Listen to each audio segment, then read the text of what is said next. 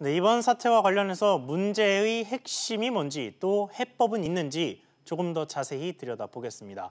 황인표 기자 나와 있습니다. 자, 황 기자. 네. 먼저 정부 얘기는 버스 노조들이 임금 인상 또 복지 개선 이런 거를 이유로 파업에 나서서 이 당초 알려졌던 근로시간 단축, 그러니까 주 52시간 제도와는 뭐 상관이 없다, 뭐 이런 얘기인데 그래도 이 근로시간 단축 때문에 당장 급한 불을 꺼야 되는 곳들도 있지 않습니까? 경기도의 일부 버스 회사가 지금 그런 상황인데요. 예. 뭐 앞서 보신 것처럼 뭐 복지다, 임금 인상 때문이다 그렇긴 하지만 이 수원과 성남, 고양 등에 있는 47개 업체, 이 버스 규모로는 1만 대 정도 회사는 실제로 노동시간 단축에 따른 직격탄을 맞게 됩니다.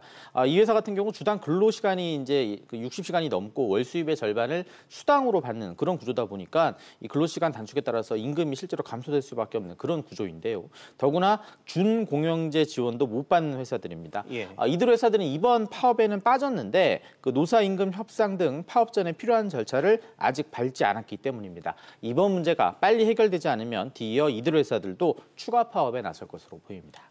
그렇군요. 그런데 이번 사태를 이 정부나 뭐 어디든 충분히 예상할 수 있었을 텐데 그렇다면 이제까지 이걸 방치한 1차적인 책임자는 누굽니까? 일단은 경기도 등 지자체에 있다고 보시면 될 것 같습니다. 예. 이 버스 기사의 노동 시간이 줄어들면 이에 따라서 임금도 같이 줄어든다. 이런 우려는 진작에 나왔는데 이 국토부는 각 지자체가 알아서 해결하기를 좀 바란 그런 측면이 있고요. 경기도 같은 경우 그동안 이 문제를 심각하게 보지 않아서 결국 오늘 이 파업 예고까지 나왔습니다. 이 버스 관련 예산을 더 편성을 하든가 아니면 이 버스 요금을 올리는 식으로 이 대처를 했어야 되는데 그러지 못한 측면이 있습니다.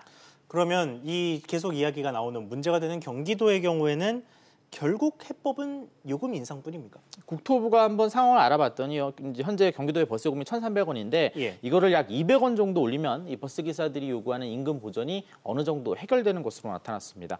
이 버스 요금 같은 경우 약 4년마다 이 물가 상승률을 감안해서 인상을 하는데 마지막 인상이 2014년에 있었으니까 올해쯤에 인상이 한 번쯤 필요하다는 게 이 국토부의 설명입니다. 예. 하지만 이재명 경기도지사가 이 도민 부담을 이유로 또 서울과 인천 같은 경우에는 요금을 올리지 않고 있는데 이 경기도만 올릴 수 없다고 지금 거부하고 있어서 이 접점을 찾기가 쉽지 않은 그런 상황입니다.